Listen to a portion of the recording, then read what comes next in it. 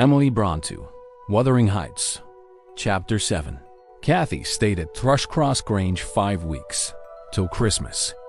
By that time, her ankle was thoroughly cured, and her manners much improved. The mistress visited her often in the interval, and commenced her plan of reform by trying to raise her self-respect with fine clothes and flattery, which she took readily.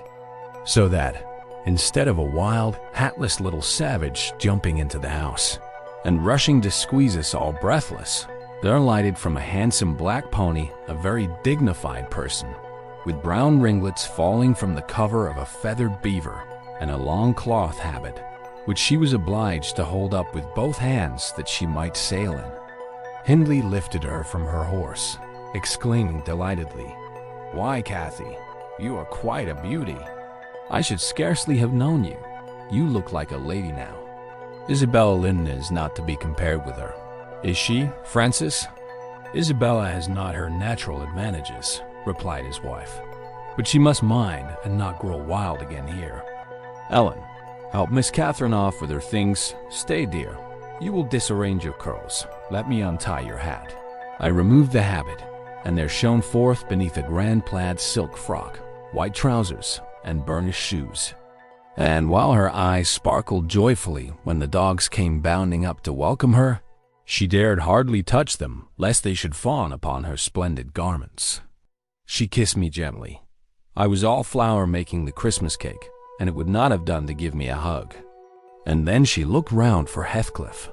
Mr. and Mrs. Earnshaw watched anxiously their meeting, thinking it would enable them to judge, in some measure, what grounds they had for hoping to succeed in separating the two friends.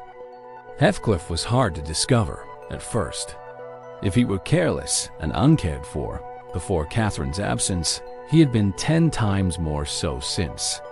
Nobody but I even did him the kindness to call him a dirty boy and bid him wash himself once a week. And children of his age seldom have a natural pleasure in soap and water. Therefore, not to mention his clothes, which had seen 3 months' service in mire and dust, and his thick, uncombed hair, the surface of his face and hands was dismally beclouded. He might well skulk behind the settle on beholding such a bright, graceful damsel enter the house, instead of a rough-headed counterpart of himself, as he expected. "Is Heathcliff not here?" she demanded, pulling off her gloves and displaying fingers wonderfully whitened with doing nothing and staying indoors.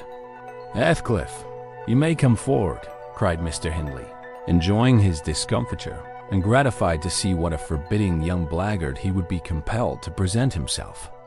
"You may come and wish Miss Catherine welcome, like the other servants." Cathy, catching a glimpse of her friend in his concealment, flew to embrace him. She bestowed 7 or 8 kisses on his cheek within the second, and then stopped, and drawing back, burst into a laugh, exclaiming, "Why, how very black and cross you look, and how funny and grim. But that's because I'm used to Edgar and Isabella Linton. Well, Heathcliff, have you forgotten me?" She had some reason to put the question, for shame and pride threw double gloom over his countenance, and kept him immovable. "Shake hands, Heathcliff," said Mr. Earnshaw condescendingly. "Once in a way, that is permitted." "I shall not," replied the boy, finding his tongue at last. "I shall not stand to be laughed at. I shall not bear it." And he would have broken from the circle, but Miss Cathy seized him again. "I did not mean to laugh at you," she said. "I could not hinder myself. Heathcliff, shake hands at least. What are you sulky for? It was only that you looked odd. If you wash your face and brush your hair, it will be all right. But you are so dirty." She gazed concernedly at the dusky fingers she held in her own, and also at her dress, which she feared had gained no embellishment from its contact with his. "You needn't have touched me," he answered, following her eye and snatching away his hand. "I shall be as dirty as I please, and I like to be dirty, and I will be dirty." With that, he dashed headforemost out of the room, amid the merriment of the master and mistress, and to the serious disturbance of Catherine, who could not comprehend how her remarks should have produced such an exhibition of bad temper. After playing lady's maid to the newcomer and putting my cakes in the oven and making the house and kitchen cheerful with great fires, befitting Christmas Eve, I prepared to sit down and amuse myself by singing carols, all alone. Regardless of Joseph's affirmations that he considered the merry tunes I chose as next door to songs. He had retired to private prayer in his chamber, and Mr. and Mrs. Earnshaw were engaging Missy's attention by sundry gay trifles bought for her to present to the little Lintons as an acknowledgement of their kindness. They had invited them to spend the morrow at Wuthering Heights, and the invitation had been accepted on one condition. Mrs. Lynde begged that her darlings might be kept carefully apart from that naughty, swearing boy. Under these circumstances, I remained solitary. I smelt the rich scent of the heating spices and admired the shining kitchen utensils, the polished clock decked in holly, the silver mugs ranged on a tray, ready to be filled with mulled ale for supper, and above all, the speckless purity of my particular care, the scoured and well-swept floor. I gave due inward applause to every object, and then I remembered how old Earnshaw used to come in when all was tidied and call me a cant lass and slip a shilling into my hand as a Christmas box. And from that I went on to think of his fondness for Heathcliff, and his dread lest he should suffer neglect after death had removed him. And that naturally led me to consider the poor lad's situation now, and from singing I changed my mind to crying. It struck me soon, however, there would be more sense in endeavoring to repair some of his wrongs than shedding tears over them. I got up and walked into the court to seek him. He was not far. I found him smoothing the glossy coat of the new pony in the stable and feeding the other beasts according to custom. "Make haste, Heathcliff," I said. "The kitchen is so comfortable, and Joseph is upstairs. Make haste and let me dress you smart before Miss Cathy comes out, and then you can sit together with the whole hearth to yourselves and have a long chatter till bedtime." He proceeded with his task and never turned his head towards me. "Come, are you coming?" I continued. "There's a little cake for each of you, nearly enough. And you'll need half an hour's donning." I waited 5 minutes, but getting no answer left him. Catherine supped with her brother and sister-in-law. Joseph and I joined at an unsociable meal, seasoned with reproofs on one side and sauciness on the other. His cake and cheese remained on the table all night for the fairies. He managed to continue work till 9 o'clock, and then marched dumb and door to his chamber. Cathy sat up late, having a world of things to order for the reception of her new friends. She came into the kitchen once to speak to her old one, but he was gone, and she only stayed to ask what was the matter with him and then went back. In the morning he rose early, and, as it was a holiday, carried his ill humor onto the moors, not reappearing till the family were departed for church. Fasting and reflection seemed to have brought him to a better spirit. He hung about me for a while, and having screwed up his courage, exclaimed abruptly, "Nellie, make me decent. I'm going to be good." "High time, Heathcliff," I said. "You have grieved Catherine. She's sorry she ever came home, I dare say. It looks as if you envied her, because she is more thought of than you." The notion of envying Catherine was incomprehensible to him, but the notion of grieving her he understood clearly enough. "Did she say she was grieved?" he inquired, looking very serious. "She cried when I told her you were off again this morning." "Well, I cried last night," he returned, "and I had more reason to cry than she." "Yes, you had the reason of going to bed with a proud heart and an empty stomach," said I. "Proud people breed sad sorrows for themselves. But if you be ashamed of your touchiness, you must ask pardon, mind, when she comes in. You must go up and offer to kiss her, and say, you know best what to say. Only do it heartily, and not as if you thought her converted into a stranger by her grand dress. And now, though I have dinner to get ready, I'll steal time to arrange you so that Edgar Linton shall look quite a doll beside you, and that he does. You are younger, and yet, I'll be bound, you are taller and twice as broad across the shoulders. You could knock him down in a twinkling. Don't you feel that you could?" Heathcliff's face brightened a moment. Then it was overcast afresh, and he sighed. But Nellie, if I knocked him down 20 times, that wouldn't make him less handsome or me more so. I wish I had light hair and a fair skin, and was dressed and behaved as well, and had a chance of being as rich as he will be. And cried for mana at every turn, I added, and trembled if a country lad heaved his fist against you, and sat at home all day for a shower of rain. Oh, Heathcliff, you are showing a poor spirit. Come to the glass, and I'll let you see what you should wish. Do you mark those 2 lines between your eyes? And those thick brows, that, instead of rising arched, sink in the middle. And that couple of black fiends, so deeply buried, who never open their windows boldly, but lurk glinting under them, like devil spies? Wish and learn to smooth away the surly wrinkles, to raise your lids frankly, and change the fiends to confident, innocent angels, suspecting and doubting nothing, and always seeing friends where they are not sure of foes.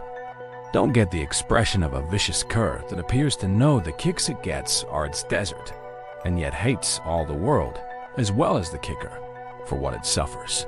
In other words, I must wish for Edgar Linton's great blue eyes and even forehead, he replied. I do, and that won't help me to them.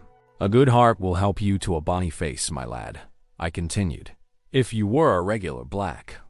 And a bad one will turn the bonniest into something worse than ugly. And now that we've done washing and combing and sulking, tell me whether you don't think yourself rather handsome? I'll tell you, I do. You're fit for a prince in disguise. Who knows, but your father was Emperor of China, and your mother an Indian queen, each of them able to buy up, with 1 week's income, Wuthering Heights and Thrushcross Grange together. And you were kidnapped by wicked sailors and brought to England. Were I in your place, I would frame high notions of my birth, and the thoughts of what I should give me courage and dignity to support the oppressions of a little farmer. So I chattered on, and Heathcliff gradually lost his frown and began to look quite pleasant, when all at once our conversation was interrupted by a rumbling sound moving up the road and entering the court.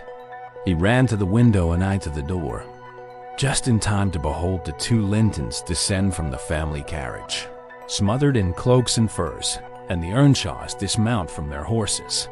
They often rode to church in winter. Catherine took a hand of each of the children and brought them into the house and set them before the fire, which quickly put color into their white faces. I urged my companion to hasten now and show his amiable humor, and he willingly obeyed. But ill luck would have it that, as he opened the door leading from the kitchen on one side, Hindley opened it on the other. They met, and the master, irritated at seeing him clean and cheerful, or perhaps eager to keep his promise to Mrs. Linton, shoved him back with a sudden thrust and angrily bade Joseph, "Keep the fellow out of the room, send him into the garret till dinner is over. He'll be cramming his fingers in the tarts and stealing the fruit, if left alone with them a minute." "Nay, sir," I could not avoid answering.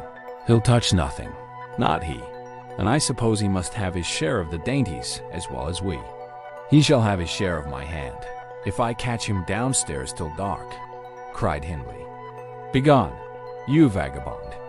"What? You are attempting the coxcomb, are you? Wait till I get hold of those elegant blocks, see if I won't pull them a bit longer." "They are long enough already," observed Master Linton, peeping from the doorway. "I wonder they don't make his head ache. It's like a colt's mane over his eyes." He ventured this remark without any intention to insult. But Heathcliff's violent nature was not prepared to endure the appearance of impertinence from one whom he seemed to hate, even then as a rival.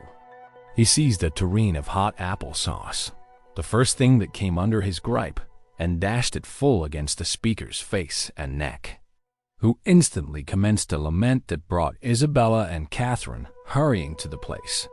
Mr. Earnshaw snatched up the culprit directly and conveyed him to his chamber, where, doubtless, he administered a rough remedy to cool the fit of passion, for he appeared red and breathless.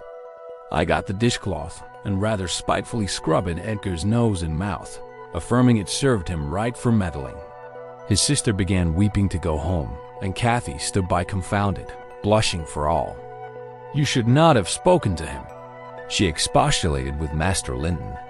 "He was in a bad temper, and now you've spoiled your visit, and he'll be flogged. I hate him to be flogged. I can't eat my dinner. Why did you speak to him, Edgar?" "I didn't," sobbed the youth, escaping from my hands and finishing the remainder of the purification with his cambric pocket handkerchief. "I promised Mama that I wouldn't say one word to him, and I didn't." "Well, don't cry," replied Catherine contemptuously. "You're not killed.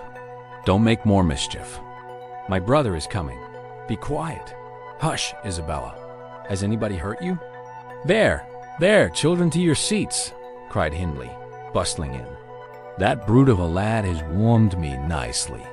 Next time, Master Edgar, take the law into your own fists. It will give you an appetite." The little party recovered its equanimity at sight of the fragrant feast. They were hungry after their ride, and easily consoled, since no real harm had befallen them. Mr. Earnshaw carved bountiful platefuls, and the mistress made them merry with lively talk. I waited behind her chair, and was pained to behold Catherine, with dry eyes and an indifferent air, commence cutting up the wing of a goose before her. An unfeeling child, I thought to myself. How lightly she dismisses her old playmate's troubles. I could not have imagined her to be so selfish. She lifted a mouthful to her lips. Then she set it down again. Her cheeks flushed, and the tears gushed over them. She slipped her fork to the floor and hastily dived under the cloth to conceal her emotion. I did not call her unfeeling long, for I perceived she was in purgatory throughout the day and wearying to find an opportunity of getting by herself or paying a visit to Heathcliff, who had been locked up by the master, as I discovered, on endeavoring to introduce to him a private mess of victuals. In the evening, we had a dance. Cathy begged that he might be liberated then, as Isabella Linton had no partner.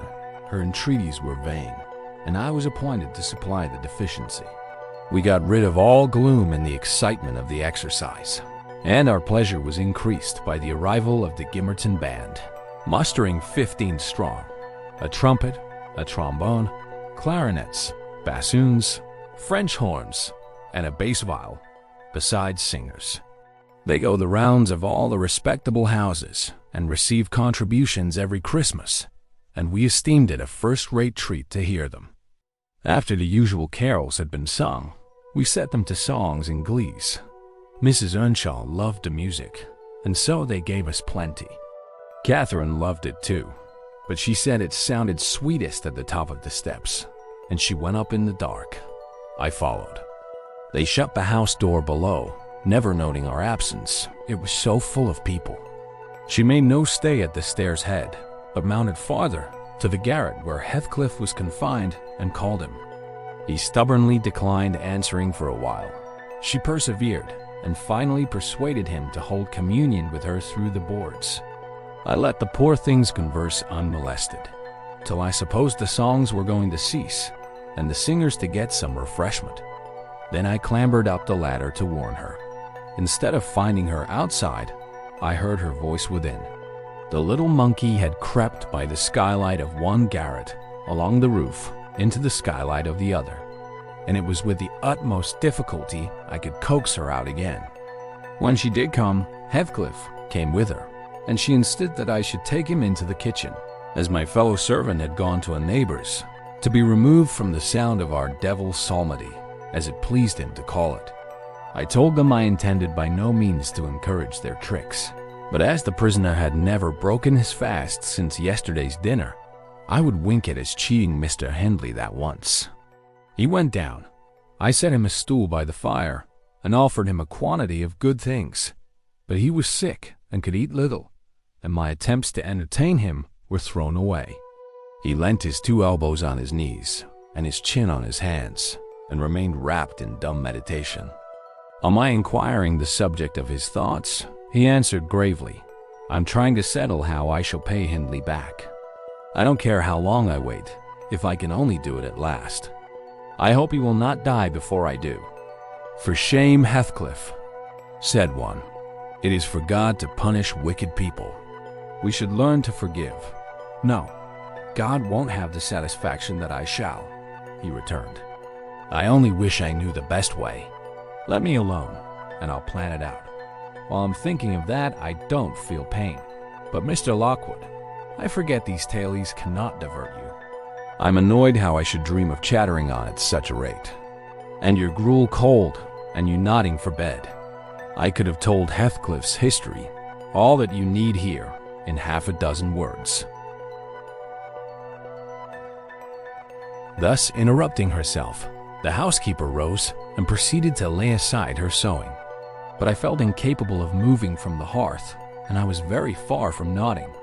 "Sit still, Mrs. Dean," I cried. "Do sit still another half hour. You've done just right to tell the story leisurely. That is the method I like. And you must finish it in the same style. I am interested in every character you have mentioned, more or less. The clock is on the stroke of 11, sir. No matter, I'm not accustomed to go to bed in the long hours. 1 or 2 is early enough for a person who lies till 10. You shouldn't lie till 10. There's the very prime of the morning gone long before that time. A person who has not done one half his day's work by 10 o'clock runs a chance of leaving the other half undone. Nevertheless, Mrs. Dean, resume your chair, because tomorrow I intend lengthening the night till afternoon. I prognosticate for myself an obstinate cold, at least. I hope not, sir. Well, you must allow me to leap over some 3 years. During that space, Mrs. Earnshaw. No, I'll allow nothing of the sort. Are you acquainted with the mood of mind in which, if you were seated alone, and the cat licking its kitten on the rug before you, you would watch the operation so intently that Puss's neglect of one ear would put you seriously out of temper? A terribly lazy mood, I should say.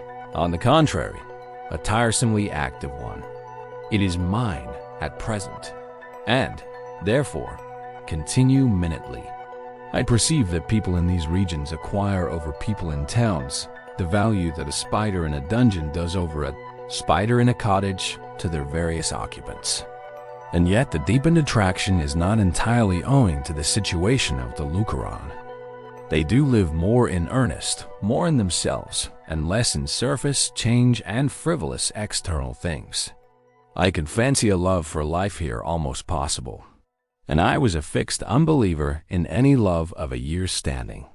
One state resembles setting a hungry man down to a single dish on which he may concentrate his entire appetite and do it justice.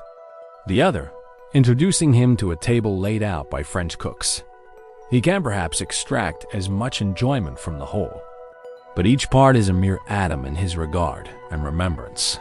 "Oh, here we are the same as anywhere else when you get to know us," observed Mrs. Dean, somewhat puzzled at my speech. "Excuse me," I responded. "You, my good friend, are a striking evidence against that assertion.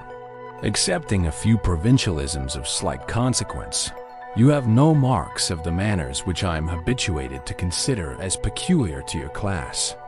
I am sure you have thought a great deal more than the generality of servants think.